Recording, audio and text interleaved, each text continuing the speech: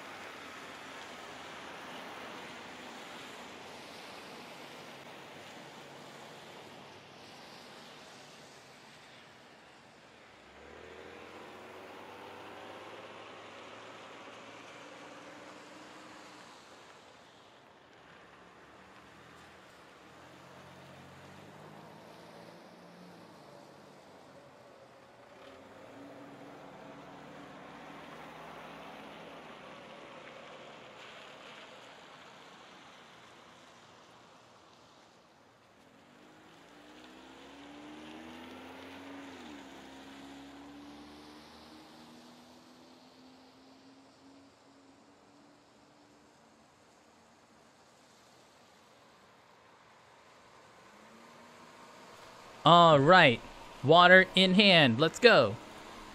After living at Yamaku, the city seems like an entirely different world. No running in the halls. Calm and orderly conduct is to be used at all times in the classrooms. Students are to exit rooms after checking both directions for oncomers. Elevators are reserved for movement-impaired students. Single files on stairs. Compared to such strict, almost regimental standards, the city's shopping arcade might as well be a strange country. While the school may have its fair share of hustle and bustle during the festival, the outside world is much different. It's strange. Having lived in a metropolitan city before my accident, this should feel more natural than Yamaku and the surrounding town ever could. Yet, it feels foreign somehow. The elevated walkways and tall buildings, each adorned with billboards taller than any 3 people, don't do anything to distract me from the passing crowd's reactions. Hey, what's up, ATX? How you doing, dude? Ah, Lily in casual wear is good. Lily keeps one hand on my shoulder, the other holding her cane, which taps the ground like a metronome. Looking over to her, that neutral smile of hers still holds. Having only seen her in school uniform, I'd not have recognized her, as she sat on a bench waiting for me to come, if not for her cane propped up against it and her distinctive hair. I can't tell whether they're glancing at her due to her height, her foreign looks, her obvious blindness, or all 3. Not that any of those would make the situation any less uncomfortable than it is. Do you have any ideas of where to look first, Hisao? Her soft voice breaks me out of my line of thought. I can't imagine that she's failing to notice the attention she garners, but she seems unfazed by it. I get the feeling she's the type to enjoy walking outside, so she might be used to it by now. Not really, this is my first time in the city, so I've got no idea where to go. She furrows her brow in thought, planning a route for us to take, and come to think of it, a way to communicate it. Something I'd noticed in the time I've been with her is how deep in thought. When deep in thought, she closes. When deep in thought, she lacks close to any form of body language to show it.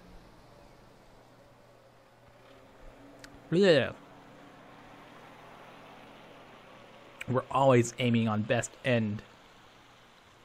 Her expression may change, but not a hint of movement shows. She seems to have a little in the way of sweeping physical gestures in general, though, so I've assumed it's part of her reserved nature. Is there a large electronics store near here? Electronics store? I take a quick look around, mostly finding clothes stores. After a few seconds, I notice a store with a bright blue sign some distance away that fits her description. Yep, it's a bit ahead of us. Should we go in that direction? Thankfully, it's just the information she needed. With a nod, we start off and head towards Lily's unknown destination, landmarks being our guide. Ooh, ice cream! Here you go. 1 vanilla, 1 chocolate. Personally, I'm a vanilla kind of guy. What kind of ice cream flavor are you guys into? I'm on the vanilla train. I hand the money over the counter and take the cones to the railing that Lily's sitting on. Can't believe I let her trick me into this. She not only led me to an ice cream stall, but also got me to buy her some. At least she gave me the money for hers. Sure enough, she's patiently waiting there where I'd left her. It's not like she can run off somewhere. I'm not a fan of mint. Mint's okay, but I never go out of my way looking for mint. Strawberry's nice.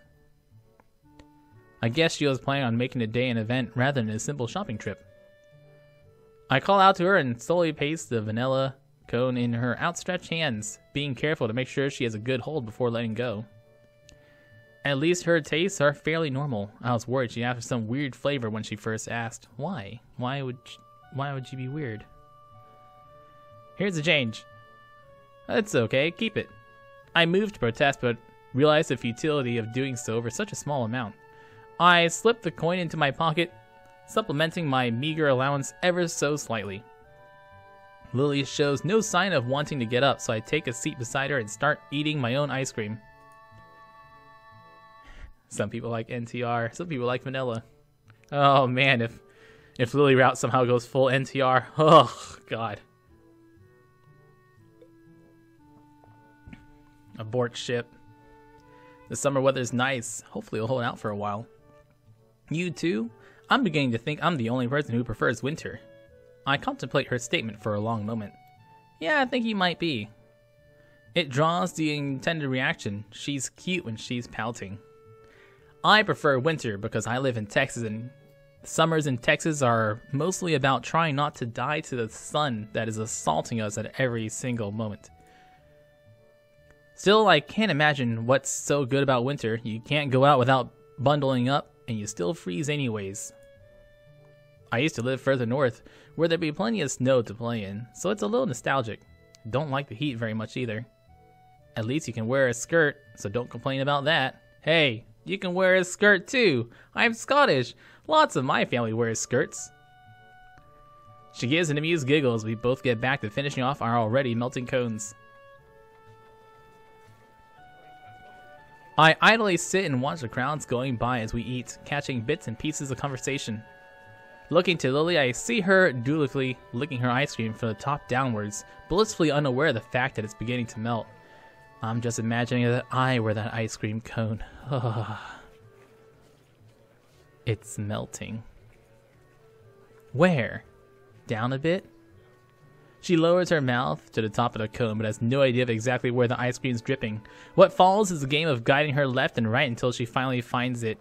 I am incredibly aroused. To any onlooker, it must seem absolutely bizarre. A girl with her eyes closed, turning her cone over and over as the guy next to her gives instructions. A strange variant of childhood blindfold games, maybe, or some weird sick fetish. In good time, we finally finish our treats, and while away the time conversing casually. Caught mid-sentence, Lily perks her head with her trademark manner. It's an unmistakable sign that something's caught her attention. I think this little, like, from the back shot of Lily is probably my favorite artwork of any of the girls. Like, I think this shot is just so nice. Ah, what is it? Is Akira here somewhere over here? I think I heard her. I raise an eyebrow as I look in the direction she's facing, doubtful of her ability to pick out Akira's lone voice in the din. Sure enough, though, a blonde girl in a suit can be seen through the tiny gaps between people walking every which way. I raise a hand and wave, trying to catch her attention. Sato! Hey, Sato! She stops in her tracks and begins looking towards me, evidently noticing my calls. As she does, I notice someone walking beside her. Can't get a good look at whoever it is, though, before the two begin walking towards wherever we are. As they reach us, Lily and I stand and dust ourselves off. Akira? Hey, you two. Whoa, who dis? New girl, who dis? She nods towards me, a gesture which I quickly return. My gaze shifts towards the young girl next to her and our eyes meet. As they do, Akira plops a hand onto her head, a move which doesn't seem to faze her. Don't believe we've met. Hideaki. Hideaki. Pleased to meet you, Asao. A guy's name, huh? Guess I just dodged a bullet there. He bows. He traps. Somewhat restrained by Akira's hand being on his head. Oh, Hideaki's here too? Are you well? Akira's been taking good care of me. Thank you.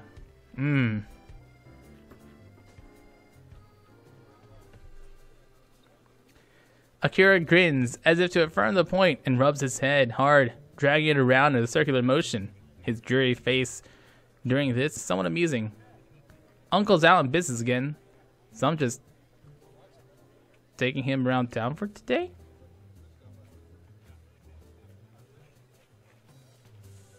Uncle? Cousin? Uncle?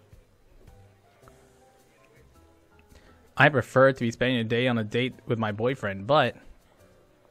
Hideaki gives a cough to try to redirect Akira's thoughts. As he does so, though, I find mine wandering. They're related? And further, as first cousins? I suppose that explains why she's taking care of him in any case. Come to think of it, Hideaki, how do you know my name? Akira told me. Being Yamaku's student, I suppose you're disabled in some way? What's wrong with you? You don't look mentally Not everyone in Yamaku is disabled, but I am! Which I only learned a handful of days ago. I give silent thanks to Shizune and Misha for their stream of information about how the school works. Because of them, I found out that since the school will accept practically anybody suffering from non-mental disabilities, fuck! It doesn't discriminate against healthy people either.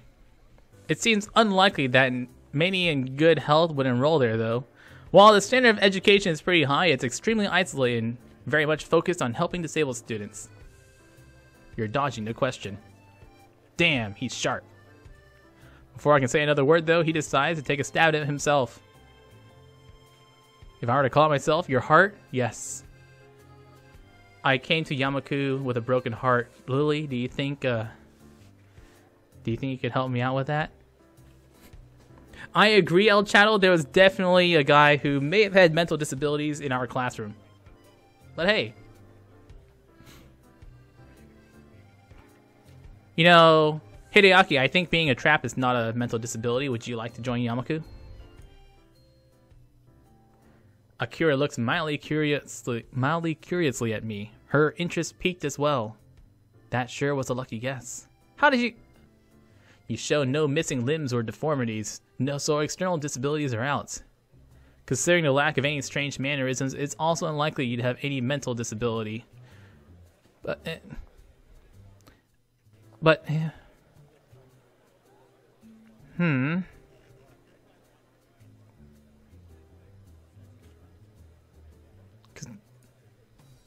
Yamaku doesn't take mentally disabled students. I know.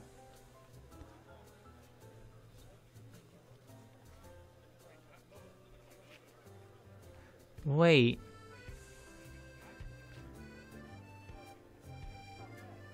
So Misha's a normie? Misha's a fucking normie then? Fucking Misha.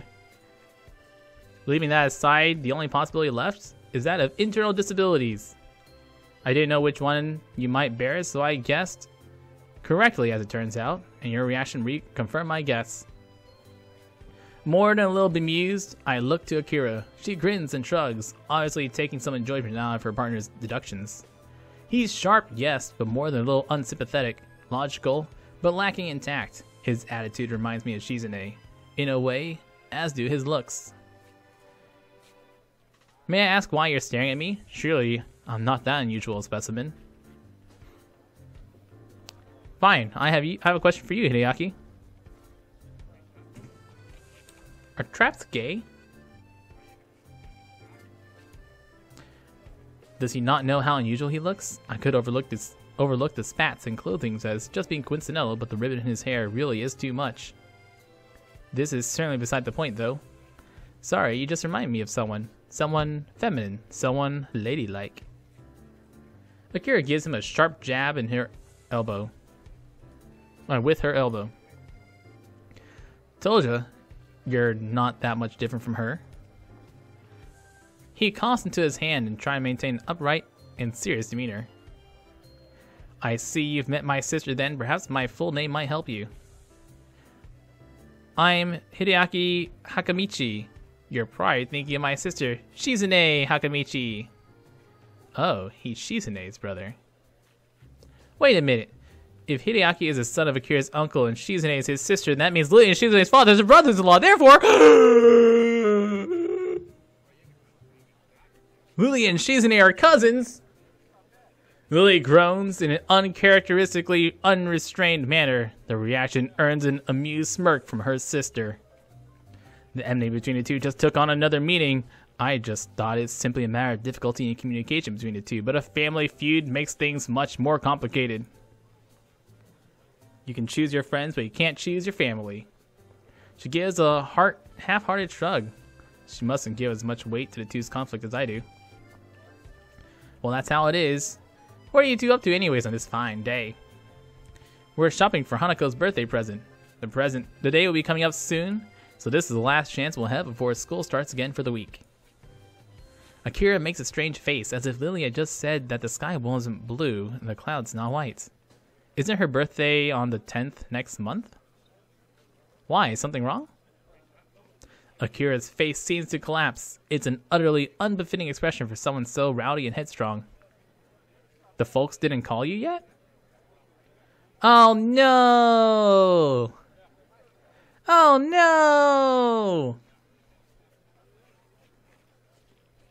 I guess we do still get it. As Lily shakes her head cluelessly, I look to Hideaki to see if he knows anything about this. A simple shrug is his only answer. For a moment, Akira ponders what to do before smiling once again. The fact that she can hide her emotions so quickly and effectively is unsettling.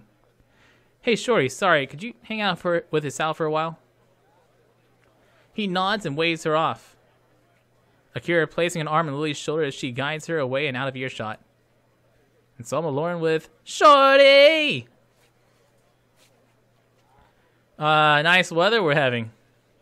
Seems so. Guess they dumped us. So are you... If I were to play a monster card, would you activate?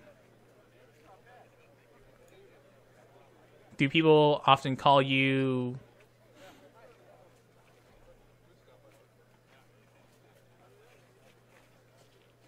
Magic Jammer? After a farcical attempt at small talk, I've got no idea of how to talk to this guy, and his robotic responses aren't helping. Blood and a stone come to mind. What? Without another word, he begins to rock on his feet in an obvious gesture of boredom with this discussion. He really is like a little kid, despite his serious demeanor. Unsuspecting conversation is over, I decide to accomplish what I came here to do in the first place. I'm going to search for a present. Coming? Not much else to do.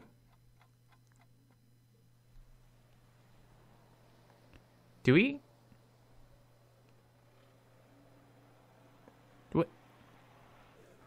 What? What? Did we just fucking ditch Lily? The fuck? What? We just fucking ditched Lily? Dude.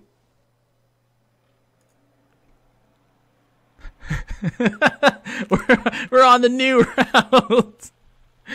For once, the store windows aren't filled with electronics and computer games, but dolls, stuffed bears, and all manners of wood-crafted oddities. Othello's Antiques.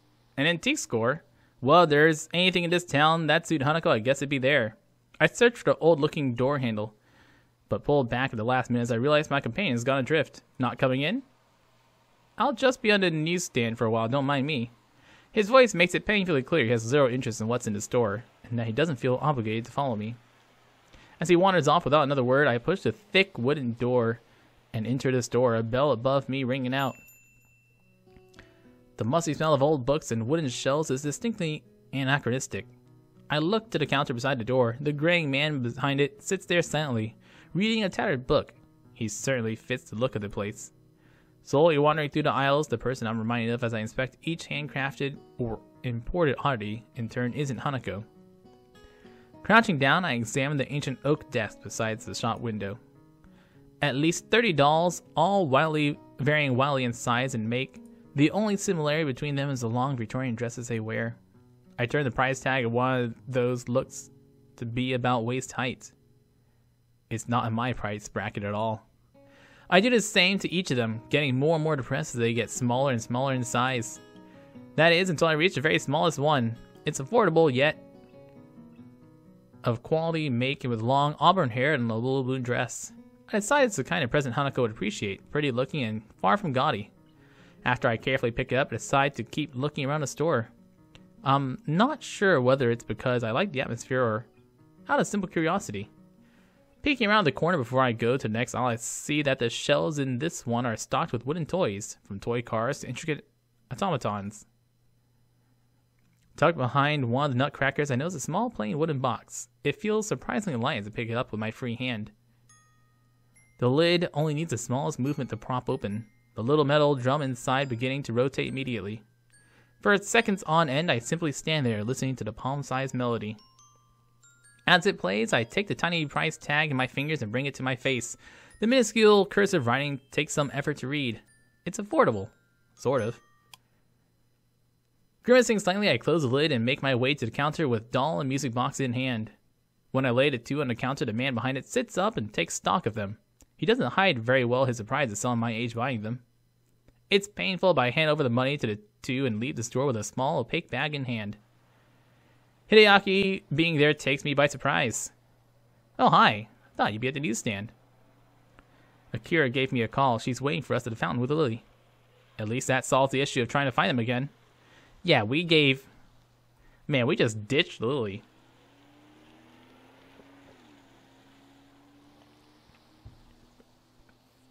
We head back to the fountain. Hideaki's immaculate posture and presentation, despite his appearance, makes for a strange contrast even as we walk. Lily and Akira stand there waiting for us. Their faces hard to read. Hey, you ready to go, shorty? Hideaki's mood seems to improve as he rejoins her. See ya, Lily, Hisao. Tell Hanako I said happy birthday.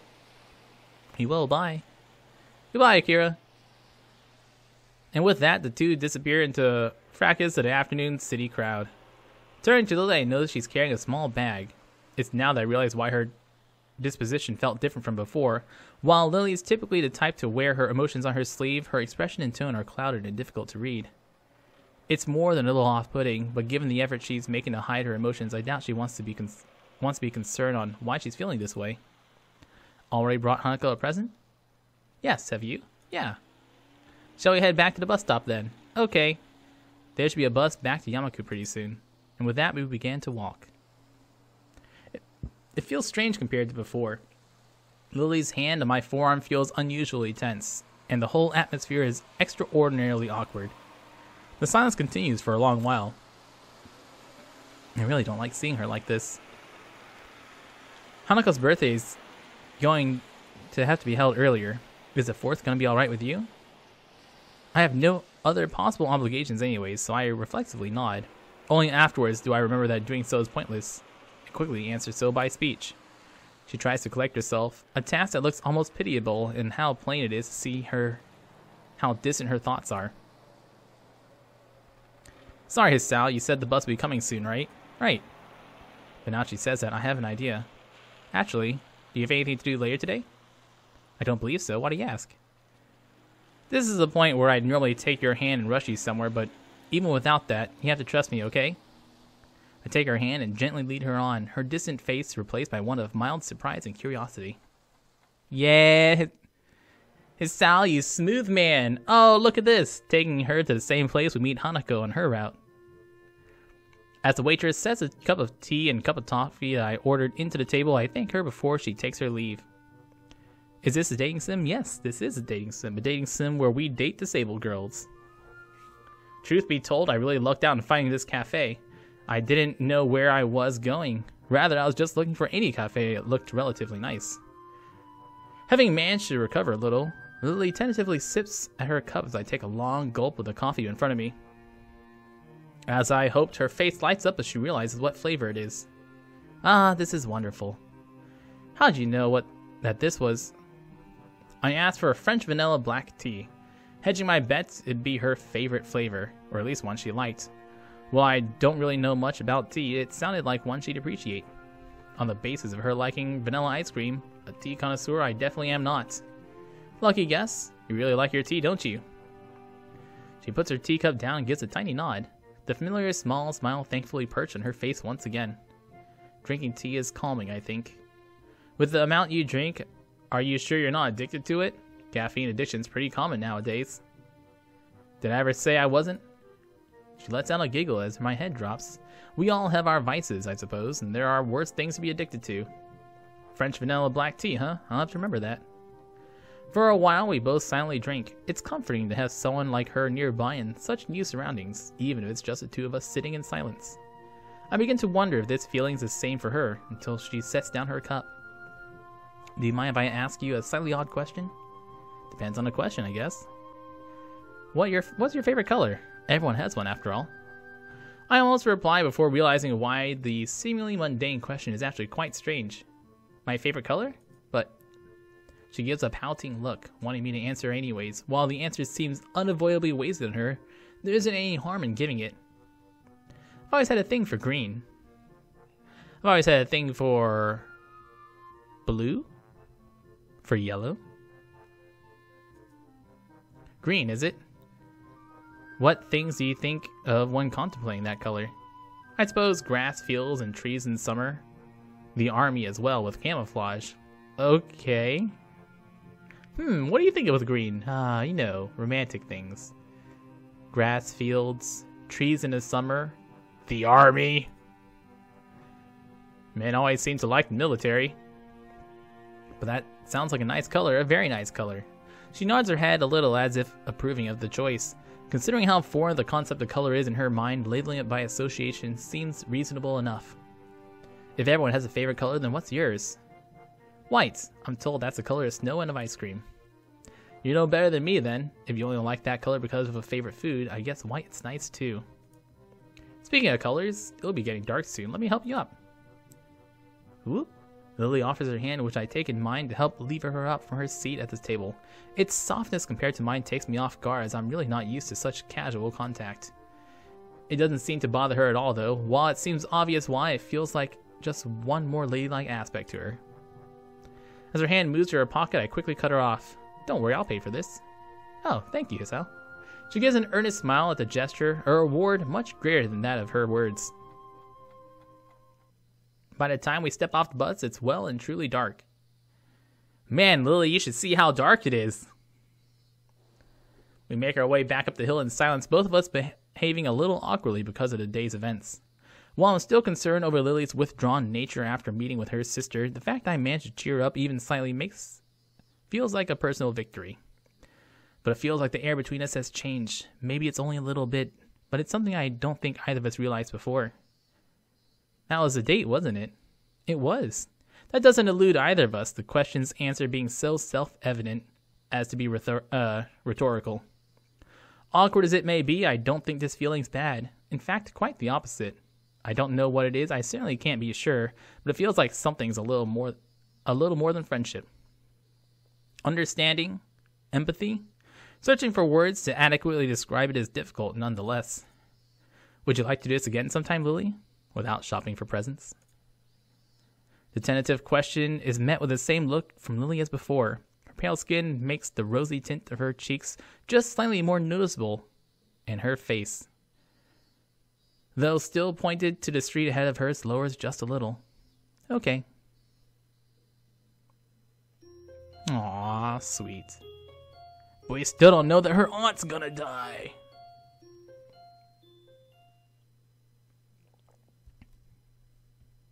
I walk down the hall to the girls' dormitories, my school bag in hand. A doll lies inside, carefully placed on top of a small box. I've been carrying the box in here for a while, not sure what to do with it. The whole situation, come to think of it, is bizarre.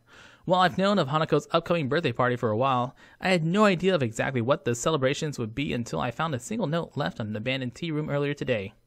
I hold it up and read it again, double-checking the instructions. The plain black handwriting's fairly legible despite Lily's blindness. Clearly thanks to considerable effort and care. Party at my place, 6 o'clock. Not reassured, I continue walking down the hallway until I reach Lily's dormitory room. I hesitate for a second, but eventually give 3 sharp taps on the door. A brief and muffled exchange of words can be heard on the other side.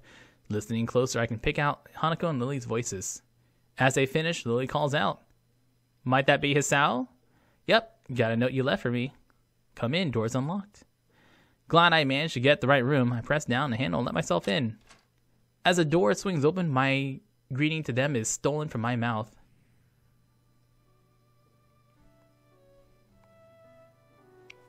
Lily sits at the low table in the center in her pajamas, while on the other side sits Hanako in a nightgown. Being dressed in only my normal school clothes, I feel quite out of place. I steal a quick glance at the lovely sight of the two, my eyes tearing themselves from Lily's long, thin, and pale legs, only with a measure of reluctance. "Hi, brought everything I think we needed." She smiles and nods. I wonder if she's even aware of the pleasant smile she makes. The thin, dark blue silk of her pajamas really suits her, accentuating both her eyes and her curves. The look of her last night, that tentative and almost shy demeanor, seems all but replaced by her coy nature. It's nice to see her confidence returned, though I can't help casting my mind back on how she looked back then. I look to Hanako, who nervously sits opposite her in her gown. It isn't a surprise that she'd wear something so conservative, though it definitely looks cute. "Hi Hanako, happy birthday." "Thank you." She's unusually skittish, despite the fact that she's warmed up to me considerably over the weeks we've come to know each other. It is a pretty unusual situation, I guess. "Feel free to take a seat, Hisao. I'll just pour us some tea." "I'm already sitting, Lily. Jesus, what are you, blind?" "Sure thing." Lily takes a steaming red teapot from the side of the table and gently pours its contents into our teacups as I take a seat beside him, setting my bag against the nearby wall. With my senses returned and hormones somewhat calmer, I realize that this is the first time I've ever been in Lily's room. The first thing I notice is the ambient smell, just slightly different from that in mine. Probably faint perfume or nail polish. It could be anything of a girl's, really. Maybe her panties. Another is the nature of the room. Visually, beige walls, a smart yet unadorned cabinet. The lack of posters or wall hangings is distinctly utilitarian, something I should have anticipated given her blindness. The only thing that really seems out of the ordinary is several piles of books sitting on the floor, each reaching from roughly knee height to waist height. Some of them have printed titles, others are entirely blank except for dot to braille. The fact that the ones with printed titles are uniformly in English is interesting, though not completely unexpected. She did mention her parents impressing the language upon her and Akira after all. "Your room looks nice, Lily." I hear a call of thanks from behind my shoulder. Looking back to Hanako, her gaze is fixated on her lap, and her hands are nervously clutching her gown. It's now that I notice why, with these clothes on, the extent of her scarring is far more visible, reaching down her neck and out to cover her right shoulder. Considering this is a party for her, she doesn't really look like she's enjoying the experience now that I'm here. "How old are you turning? 18? Legal." Her look of surprise, not at all helped by her total lack of skill at hiding her feelings, shows that she was trying to mentally tune me out. This is really quite awkward. "Yes." On the plus side, there's only 2 more years till we can drink. Come by! Lily's birthday's in February. What about yours? Earlier this year, so it's already passed. Rude, you don't even tell her when your birthday is? Unstated is that it passed while I was stuck in the hospital, which was a particularly low point of the experience. Conversation with her dries up as quickly as expected. It isn't long before Lily's finished preparing our drinks, setting down the 3 teacups in front of us. I pick mine up, immediately noticing a much stronger aroma and taste than the tea we've been having. It tastes different from the tea we have in school. It's a different variety, Rather than the kind we've been having there, you'd never tasted orange juniper before, you pleb? Not that I can remember. I usually drink coffee after all. Like we were in town. This is nice though. I prefer my drinks like I like my women. Black. As we settle down and sip, Hanako seems to become more relaxed, or at least a bit less tense about my presence. We all finish our cups at about the same time, with Hanako failing rather badly at hiding her anticipation for the cake that's sitting on the table, begging to be eaten. Come to think of it, I'm feeling rather eager myself. First things first, though. Lily? Yes, now's good. Each of us knowing exactly what the other means, I lean sideways and dig around in my bag for the doll I bought Hanako as Lily gets up and retrieves her gift. Hiding our gifts in our hands, we present them both on the table at the same time. Happy birthday! Hanako silently sits looking at them for a while, out of sheer surprise. My little wooden doll, replete with a Victorian-era dress and a little hat, lies next to a light brown and fluffy stuffed bear from Lily. She clutches at her gown as she moves to speak, not taking her eyes off the modest presence. Thank you, Lily Hisao. Her voice begins to crack as Lily reaches forward, wrapping her in a soft embrace. The sight of Hanako holding Lily so tightly is heartwarming, so much that I can't wipe the smile off my face even if I wanted to. As Lily gently rests her face on Hanako's head, she speaks so quietly and softly that I can barely hear. Happy birthday, Hanako. Happy birthday. Hanako gives a small nod, holding on to Lily for a time before breaking off and wiping an eye. I guess that for Hanako, simply having someone, anyone, to be there and love her would be special. The fact that Lily and I can now share that role for her is something I think I'd always be grateful for.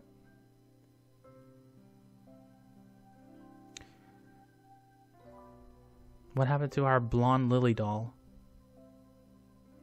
Blonde Lily doll and chess set, man, I feel lied to.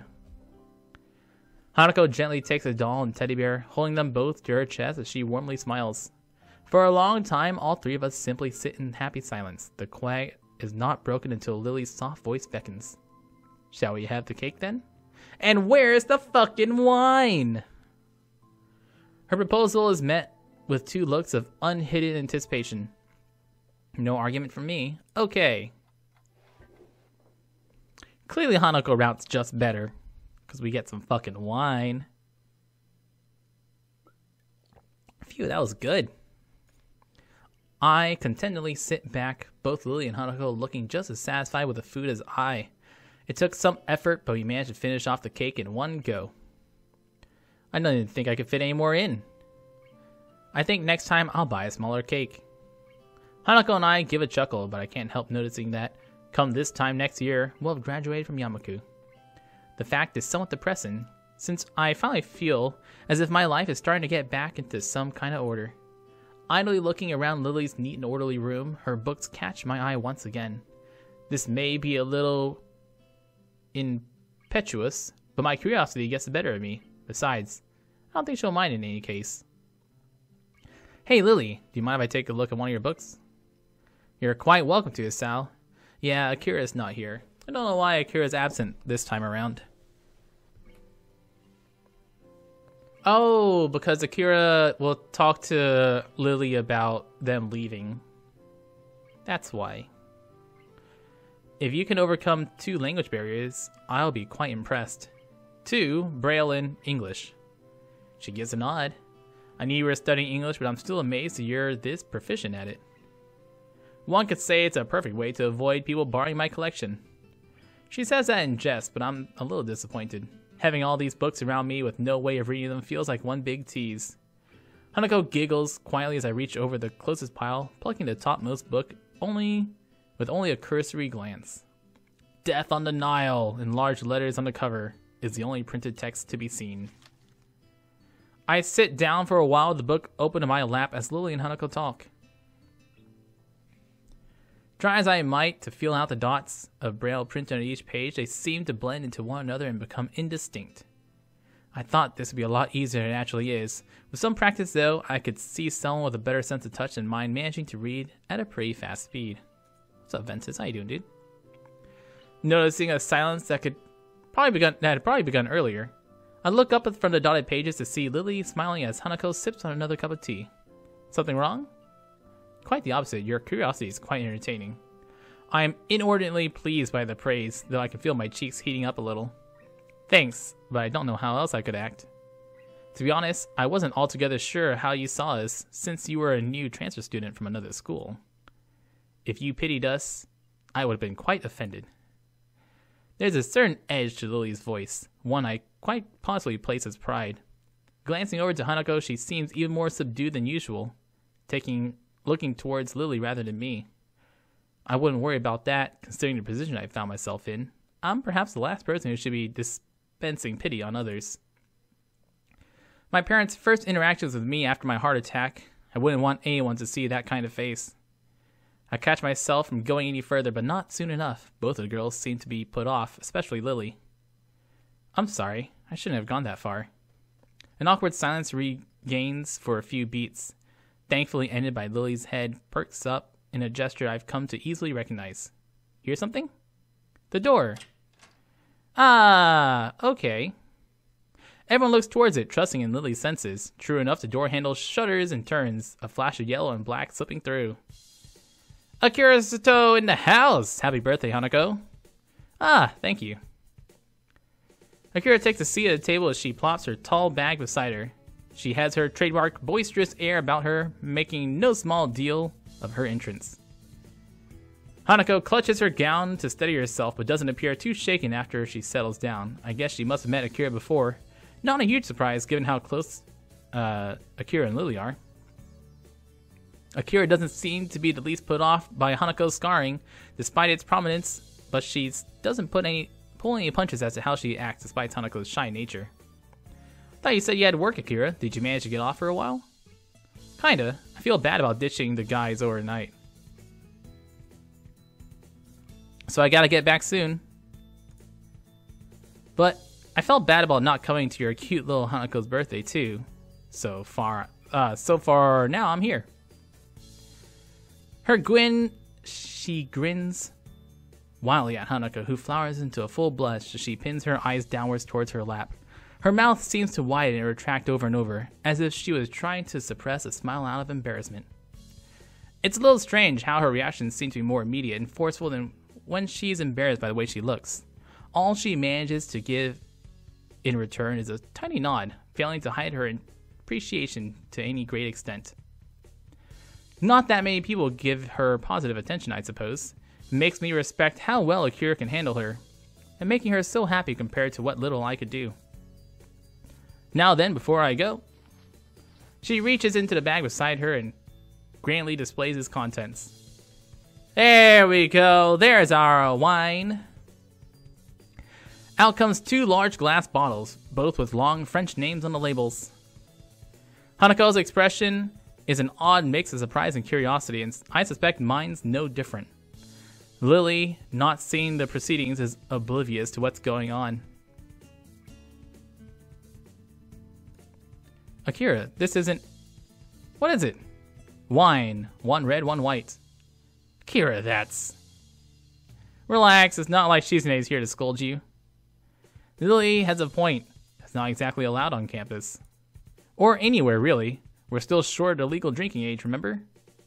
Rich words from Stalin practically drooling as he examines the bottle. She got me there. I'm genuinely interested in trying some. Even just a little. While Hanako may not be handling one herself, her look does tell me she's far from opposed to the notion as well. Lily rubs her forehead, giving up the fight she knows Akira would win due to simply not caring enough for these funny rules and regulations. Just don't breathe a word to anyone else in the school, please, I beg of you. I'm not stupid, don't worry. That said, I gotta get back to work pretty soon. So soon, but you only just arrived. Sorry, Lily. Glad to see you two again, though, and you too, Hasao. See you later, then. Wow, that was really quick. Man, that was really quick. Just so weird. She levers herself up with a grunt and waltzes out of the room, leaving us alone with the 2 items on the table. Interesting. Lily gives a nervous giggle at her sister's antics as Hanako takes a bottle of wine. So, what do you think, Lily? She rests her elbow on the table and pinches the bridge of her nose, thinking things through. She really doesn't seem to be able to keep up with her sister. Well, it's already here. We might as well have some. No sooner does she say it than I take a quick glance around the room for glasses. A small groan above me reminds me that Lily retired to rest on her bed for a bit a few minutes ago. Almost completely drained of energy, I managed to stand up and drag myself to the side of the bed, sitting down and leaning my back against it. Oh man, we're gonna end up in bed with Lily already? Lily's groan sounds lifeless. Too much to drink? My head hurts. Yeah, too much to drink. I rest my head back and idly stare at the ceiling with an unmitigated disaster. Like proper idiots, we all drank the night away with one glass after another. Hanako simply fell to the side asleep, and it's a miracle I don't feel as ill as Lily. Hey, Hisao. Sorry about today. I didn't think this would happen. It's fine, Lily. Tell the truth, I had a lot of fun today. Really? I think Hanako did too. No, she certainly did. There's a short silence before another groan responds from the supine Lily. What's up, Wobbleroid? How you doing, dude? You okay? As you said, I just drank too much. What's the time? The time? I quickly looked at my wristwatch. Its numerals barely legible in the gloom. About midnight. Curfew's in effect then. Yeah, I guess as much. We'll all have to sleep here for tonight. Woo! We get to just watch Lily sleep like a creep. As soon as I say it, I hear the sheets moving as Lily starts to sit up. Hanako. No, go back to sleep. Don't try to get up. Sal, I have to. You're in worse shape than me by any stretch. Get some rest. But what about? I'll grab some spare blankets and pull them over her, don't worry. As I give a deep yawn and stand to retrieve him, I hear her lie back down with a soft thud. Thank you, Hisao. No problems, the least I can do. You look outright wasted. I'm not wasted. You're wasted. She starts pouting, a slight slur beginning to distort her words as alcohol takes hold of her again. I grab a couple of blankets rolled up at the end of her bed. Quietly walking over to Hanako, I carefully lay the blankets over her peacefully sleeping figure, making sure not to wake her up. The smell of alcohol coming off her breath makes me doubt she'd wake up no matter what I did, though. I think she's dead. I stand and take one last measure of the room. 2 girls, very drunk, and 1 guy. Nice! Time to take advantage of this. I whip out my dick. Here's where an option comes out. Whip it out. Don't whip it out. As I move to sit back down on the side of the bed, I steal one last glance at Lily. Her sprawling, disheveled figure lies resting peacefully, slightly turned to the side. I crouch down to get a better look. Her white skin blends in with the white pillow of the bed. A look of slumber-born peacefulness on her face. Usually she seems so confident and forward, always there and caring for Hanako. Now, though, she seems painfully delicate. This chapter is titled Past. We haven't gotten anything with Lily's past yet. I think back to Hanako's presence. I thought it'd be a nice occasion for her, but I hardly expected it to be so moving. One birthday after another, year after year. Just she and Lily, all alone. I guess it wasn't just the presents she liked. Resigning myself to an uncomfortable sleep, I sit down at the side of the bed once again and rest my tired arms beside me. Hey, Hisao. Lily's voice so quiet I can barely hear it. She must be on the verge of sleep. Come into bed with me. Yeah? Thank you. Thank you for what? For being here. That's okay. I hear a deep breath. It's obvious Lily's gone to sleep. After closing my eyes, it doesn't take long for slumber to take me as well.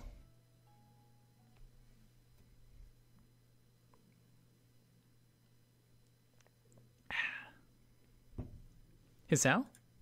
Are you touching yourself? Sorry, my hand just does that in its sleep. It's just, like muscle memory.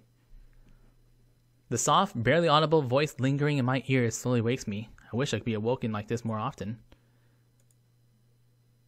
Whoa!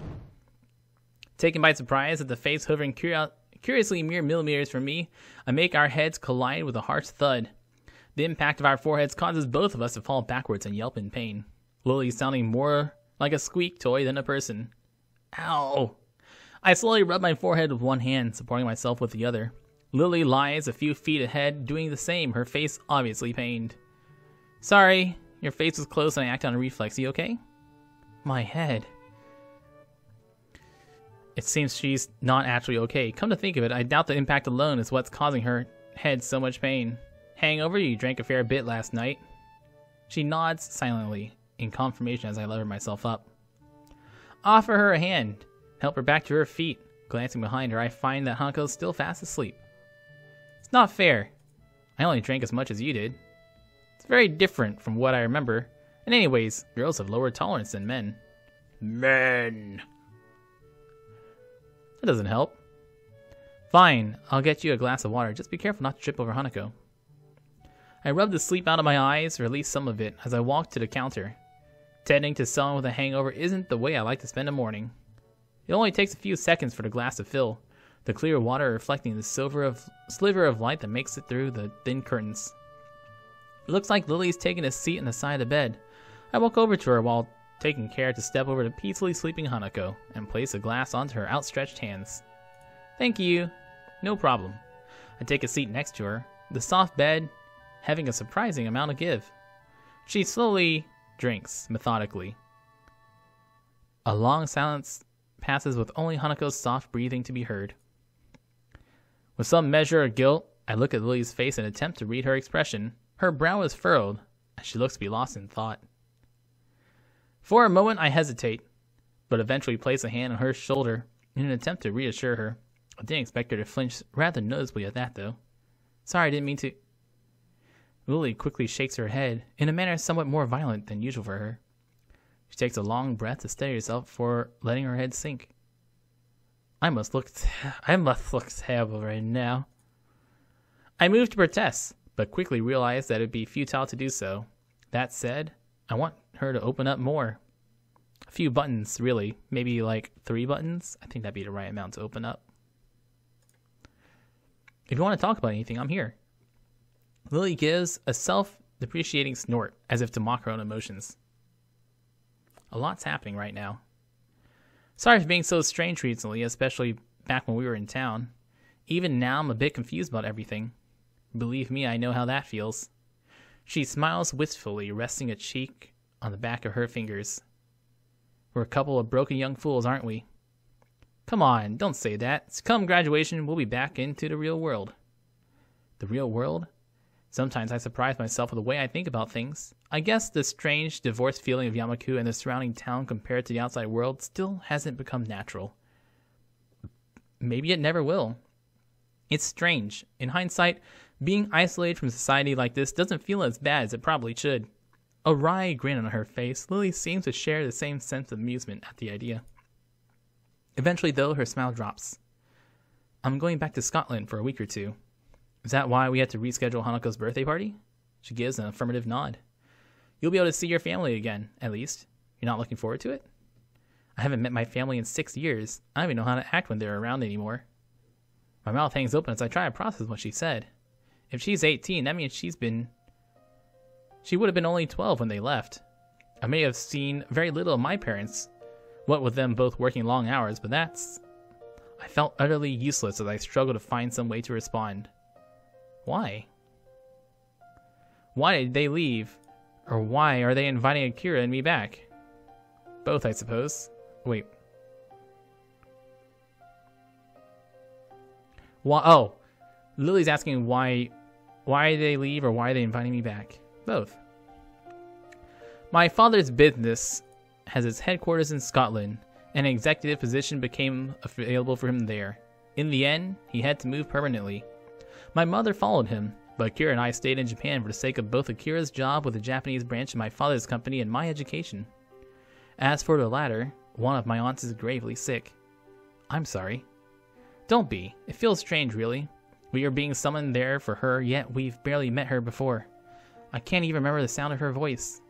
Equally strange is a total lack of antipathy she feels towards her family for doing such a thing. I can't help feeling slightly humbled. That said, her wistful exterior is just hiding her emotions. Seeing her like this is depressing.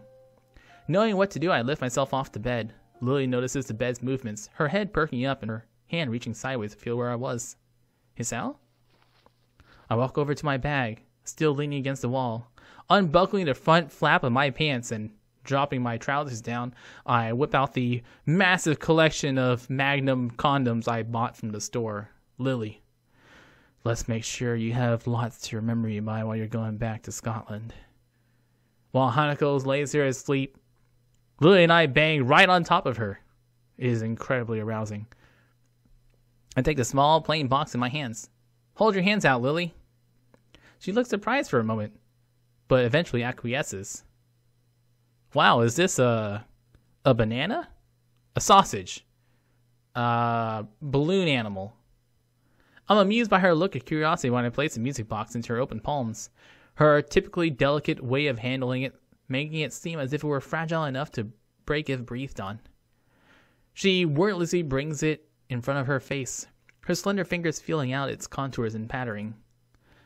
Eventually, her fingers find the recessed line between the lid and the body of the box, and her thumb effortlessly pops open the lid. I take a seat on the bed next to her, watching her face silently and intently. She sits completely motionless as she listens to the diminutive tinny melody, her mouth just slightly open. I fucking hate music. How dare you, Hana? Takes a long while before she closes the lid. She clearly closed it a few seconds later. Bringing the curtain down on the miniature performance playing in her hands. The smile on her face, gentle and wistful, shows I've made the right decision. Think of it as a going away present for your trip to Scotland. I will. A restless shuffling can be heard from the floor in front of us, the sound having woken Hanako. She climbs out of the blankets I put over her, looking befuddled and wiping the sleep from her eyes. So you're finally up. What?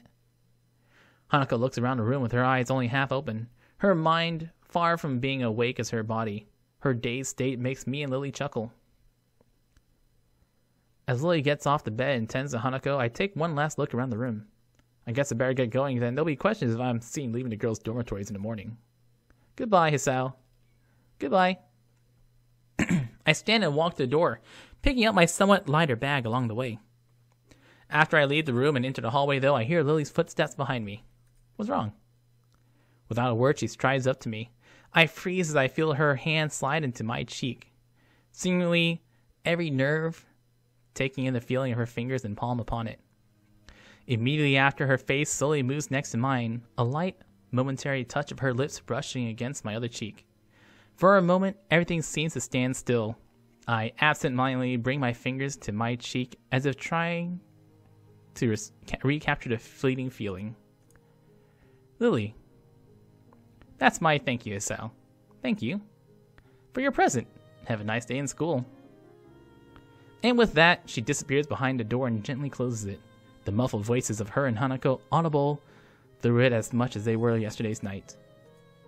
I think it'd be hard-pressed not to have a nice day after that. I walk away with a certain spring to my step. I think there were some people around that glanced at me emerging from the girls' dormitory building, but I find it difficult to care. And I went to sleep.